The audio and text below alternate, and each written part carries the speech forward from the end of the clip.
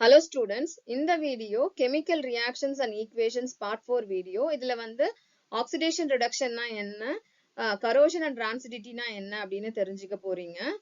Video skip பண்ணாம ஃபுல்லா பாருங்க. as usual நீங்க வந்து நோட்ஸ் வந்து உங்களுடைய chemistry notebookல காப்பி பண்ணிக்கோங்க. first வந்து oxidation reaction. Oxidation reaction அப்படினா என்ன அப்படினா if a substance gains oxygen during a reaction it is said to be oxidized and the reaction is called oxidation of that substance. For example நம்ம வந்து என்ன பண்ணலாம்னா copper powder எடுத்துக்கிறோம் சரியா. so copper பவுடருடைய colour என்ன அப்படின்னு பாத்தீங்கன்னா brown color. என்ன கலர் இதோட colour? brown color it is. so brown solid it is. இத வந்து ஆக்சிஜனோட பிரசன்ஸ்ல ஹீட் பண்றோம். ஆக்சிஜனோட பிரசன்ஸ்ல ஹீட் பண்றோம். என்ன நமக்கு கிடைக்கும்னா brown color solid will become black color. Black color is due to the formation of cupric oxide. இதோட கலர் என்னவா மாறிடுச்சு இப்போ அப்படின்னு சொல்லி சொன்னா black-ஆ மாறிடுச்சு. Black is due to the formation of cupric oxide. இப்ப கவனிங்க definition என்ன சொல்லுது? Any substance if that gains oxygen in a reaction that is called oxidation reaction, oxidation of that particular substance. இந்த இடத்துல பாருங்க காப்பர் ஆக்சிஜனை கெயின் பண்றதுனால with respect to copper இந்த ரியாக்ஷனுக்கு பேர் என்னது? ஆக்சிடேஷன் சொல்லுவோம். காப்பரை வச்சு இந்த ரியாக்ஷன் இப்ப நான் சொல்றேன். Copper is gaining oxygen, so this underwent oxidation reaction. உங்களுக்கு இது புரிஞ்சிருக்கும்னு நினைக்கிறேன். What is oxidation? அப்படியே reductionனா என்னன்னு பாருங்க. Oxidationக்கு opposite தான் reduction.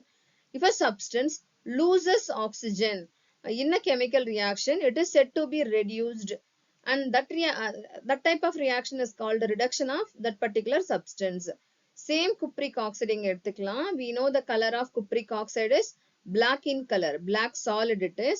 So black color solid. என்ன பண்றோம் இப்போ ஹைட்ரஜனோட பிரசன்ஸ்ல நம்ம we are heating. So ஹைட்ரஜனோட பிரசன்ஸ்ல ஹீட் பண்ணும் பொழுது என்ன ஆகுது? our cupric oxide will become copper plus H2O. so color of நமக்கு தெரியும் color of copper என்னது? brown color. brown solid it is, right?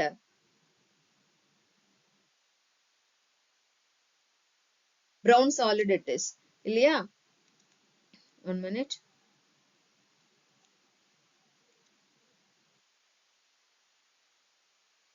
brown solid it is.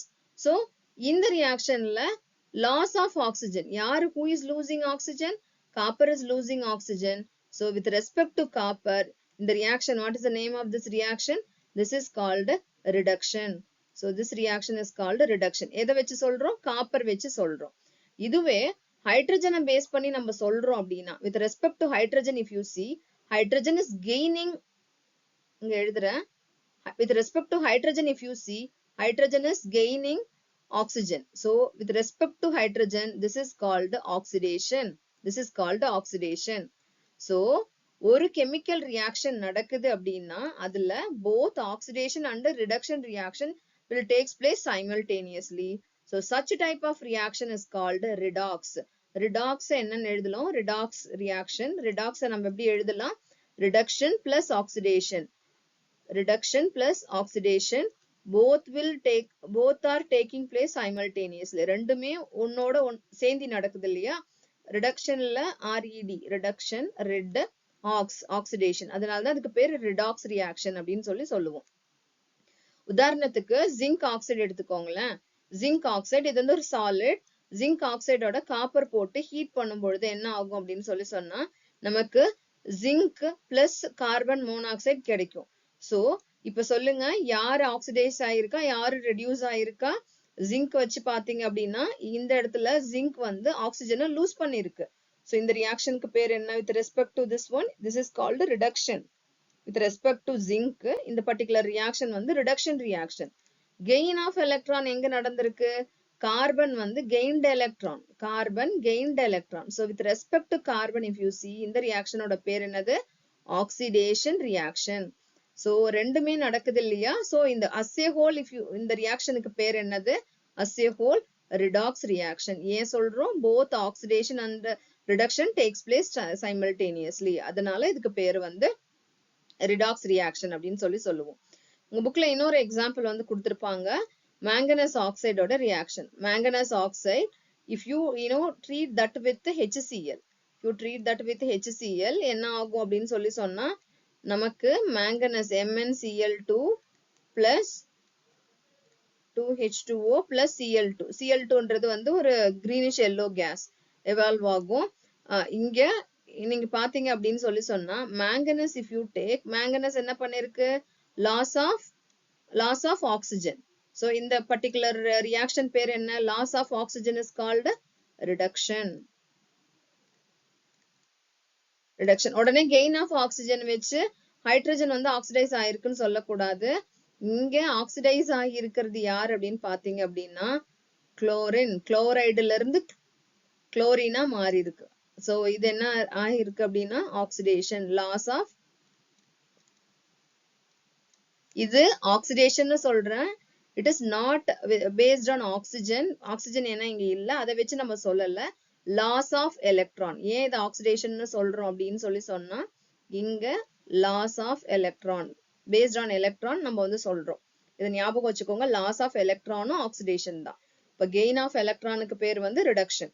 So இப்போ உங்களுக்கு புரிஞ்சிருக்கும் ஆக்சிடேஷன்னா என்ன, ரிடக்ஷன்னா என்ன, ரிடாக்ஸ் ரியாக்ஷன்னா என்ன. கரோஷன்னா என்ன அப்படின்னு இப்ப தெரிஞ்சுக்க போறீங்க.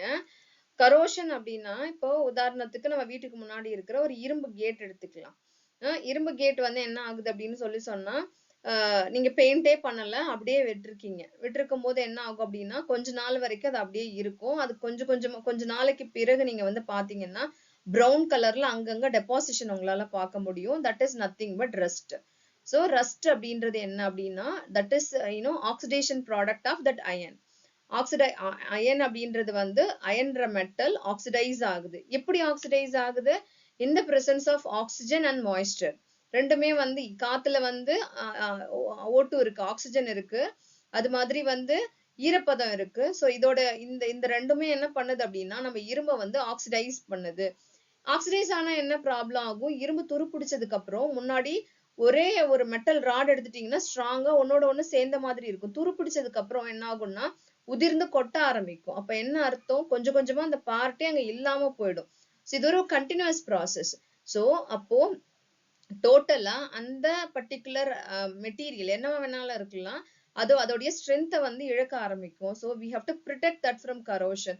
How to control corrosion? நம்ம என்ன பண்ணுவோம் அப்படின்னு சொல்லி சொன்னா இப்ப சைக்கிள் செயின்லாம் துரு பிடிக்காம இருக்கிறதுக்கு ஆயில் அப்ளை பண்ணுவோம் இல்லையா? ஏன் அப்படின்னா ஆயில் வந்து நம்ம அந்த மெட்டலோட சர்ஃபேஸையும் அதே மாதிரி அட்மாஸ்பியரிக் கேஸையும் ஒன்னோட ஒண்ணு இன்டராக்ட் பண்ண விடாம பேரியரா ஆக்ட் பண்ணும், ப்ரொடெக்டிவ் கோட்டிங்கா ஆக்ட் பண்ணும். அந்த மாதிரி வந்து இப்ப இரும்பு கேட்டுக்கெல்லாம் நம்ம என்ன பண்ணுவோம் அப்படின்னா பெயிண்ட் பண்ணுவோம். பெயிண்ட் வந்து அழகாக மட்டும் கிடையாது. So we will like paint if we apply என்ன ஆகும்னா அந்த மெட்டல் சர்ஃபேஸையும் அட்மாஸ்பியரிக் கேஸையும் ஒன்னோட ஒண்ணு இன்டராக்ட் பண்ண விடாது. சரியா? சோ இப்போ இதுல வந்து அயன் எடுத்துக்கிட்டோம் அப்படின்னு சொல்லி சொன்னா அயன் வந்து அட்மாஸ்பியர்ல இருக்கக்கூடிய ஆக்சிஜன் அண்ட் வாட்டரோட இன்டராக்ட் ஆகும் பொழுது இது வந்து என்ன பண்ணும் அப்படின்னு சொல்லி சொன்னா ரெஸ்ட் ஃபார்ம் பண்ணும். ரெஸ்ட் அப்படின்றது என்ன அப்படின்னு பாத்தீங்க அப்படின்னு சொல்லி சொன்னா Fe2O3 டாட் XH2O, அதாவது hydrated ferric oxide. What is rest? Rest is nothing but hydrated ferric oxide. ஃபெர்ரிக்னா என்ன? Iron 3 oxide. ஃபெர்ரிக்னா என்ன? Iron 3 oxide. ஃபெர்ரிக் ஆக்சைடு அயனோட ஆக்சிடேஷன் ஸ்டேட் வந்து 3+ இங்க ஃபெர்ரிக் ஆக்சைடு. ஸோ இதோடைய கலர் வந்து என்னது அப்படின்னு சொல்லி சொன்னா இட் இஸ் ரெட்டிஷ் ப்ரௌன். முன்னாடி என்னவா இருந்திருக்கும்? அயனோட கலர் நார்மலா மெட்டல் எப்படி இருக்கும்? கிரே கலர்ல இருக்கும்ல, கிரே சாலிட் அந்த மாதிரி இருந்திருக்கும். இப்போ இது மாறும்போது ஃபெர்ரிக் ஆக்சைடு ரெட்டிஷ் ப்ரௌன் சாலிடா மாறுது. இதே மாதிரியே காப்பர் நீங்க பார்த்திருப்பீங்க. காப்பர் வந்து என்ன ஆகும் அப்படின்னா காப்பர் பாத்திரம், காப்பர் வாட்டர் பாட்டில் எல்லாம் வந்து பார்த்திருப்பீங்க. சோ அதுல வந்து தண்ணி புடிச்சு வச்சுட்டு அதை நீங்க அப்படியே கொஞ்ச நாள் விட்டுட்டீங்க அப்படின்னா கிரீன் கலர்ல லைக் டெபாசிஷன் வந்து இருக்கும். இந்த green colour deposition is nothing but oxidised basic copper carbonate. Oxidation of copper தான் அதுக்கு காரணம். இங்க வந்து அட்மாஸ்பியர்ல இருக்கக்கூடிய மாய்ஸ்டரும் அப்புறம் கார்பன் டை ஆக்சைடு கேஸும் காப்பரை ஆக்சிடைஸ் பண்ணுவாங்க. பேசிக் காப்பர் கார்பனேட் தான் அந்த கிரீன் கலருக்கு காரணம். அதே மாதிரி சில்வர் எல்லாம் பாருங்க. சில்வர்ல எதனாவது நீங்க சில்வர் ஆர்டிக்கல்ல எதனாவது வச்சிருக்கிறீங்க அப்படின்னு சொல்லி சொன்னா அது வந்து கொஞ்ச நாளைக்கு அப்புறம் கருப்பு கலரா மாறும். ஒரு அந்த சர்ஃபேஸ் வந்து பாத்தீங்கன்னா கருப்பு கலரா மாறும். So that is nothing but due to the formation of silver sulfide Ag2S. இது வந்து ஹைட்ரஜன் சல்ஃபைட் கேஸ்னால நடக்குது. சில்வர் வந்து என்னவா மாறும் அப்படின்னா Ag2S மாறும். ஸோ இதுக்கு பேர் வந்து டார்னிஷிங் ஆஃப் சில்வர் அப்படின்னு சொல்லுவோம். பிளாக் கலரா மாறும், பிளாக் சாலிட். சில்வர் சல்ஃபைட் அப்படின்றது பிளாக் சாலிட். இப்போ வந்து புரிஞ்சிருக்கும் உங்களுக்கு நினைக்கிறேன். ஆக்சிடேஷன் அப்படின்னா ஆக்சிடேஷன் அப்படின்ற ரியாக்ஷன் வந்து ஆக்சிடேஷன் தான் கரோஷனும் கூட. ஸ்லோ ஆக்சிடேஷன் தான் கரோஷன் அப்படின்னு சொல்லுவோம். எப்படி வந்து இந்த கரோஷனுக்கு வந்து கண்ட்ரோல் பண்றது அப்படின்றது உங்களுக்கு புரிஞ்சிருக்கும். அடுத்தது ரான்சிடிட்டி.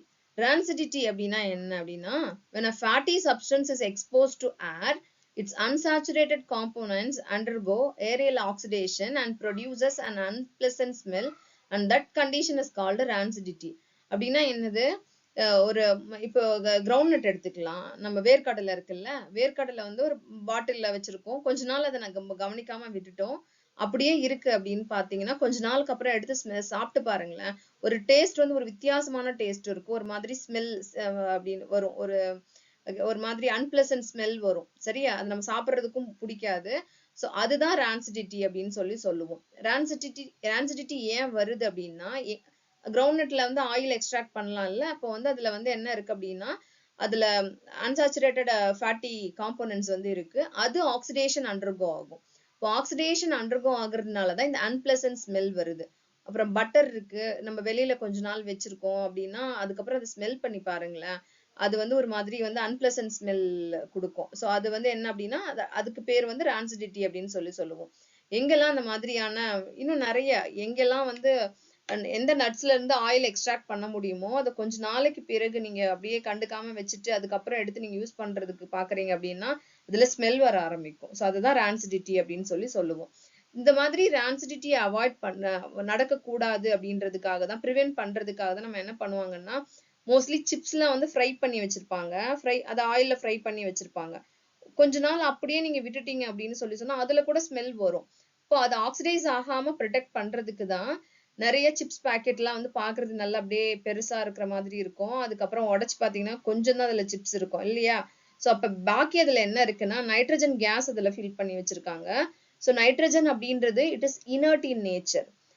அது வந்து என்ன பண்ண, அப்ப அந்த ஆக்சிஜன் அங்க இருக்கிற ஆக்சிஜன் எல்லாம் வெளியில வந்துரும். நைட்ரஜன் அதுக்குள்ள இருக்கு, ஃபில் பண்ணி வச்சிருக்காங்க. நைட்ரஜன் வந்து எந்த சப்ஸ்டன்ஸையும் ஆக்சிடைஸ் பண்ணாது. ஸோ எந்த சப்ஸ்டன்ஸோ ஆக்சிடைஸ் ஆகாம அதுல இருந்து ப்ரொடெக்ட் பண்றதுக்கு தான் வந்து என்ன பண்றாங்க அப்படின்னா இந்த நைட்ரஜன் கேஸ் வந்து ஃபில் பண்றாங்க. ரான்சிடிட்டி வந்துடுச்சு, ரான்சிட் ஆயிடுச்சு ஒரு சப்ஸ்டன்ஸ் அப்படின்னு சொன்னா நம்மளால அதை சாப்பிடுறதுக்கு முடியாது, பிடிக்காது நமக்கு இல்லையா? ஸோ அதுக்காக தான் இந்த நைட்ரஜன் கேஸ் வந்து ஃபில் பண்றது. ஸோ உங்களுக்கு இது புரிஞ்சிருக்கும் அப்படின்னு நான் நினைக்கிறேன். நோட்ஸ் நீங்க எடுத்திருப்பீங்கன்னு நினைக்கிறேன். இந்த வீடியோ பிடிச்சிருந்ததுன்னா லைக் பண்ணுங்க, மறக்காம உங்க ஃப்ரெண்ட்ஸோட ஷேர் பண்ணிக்கோங்க. அண்ட் தேங்க்ஸ் ஃபார் வாட்சிங்.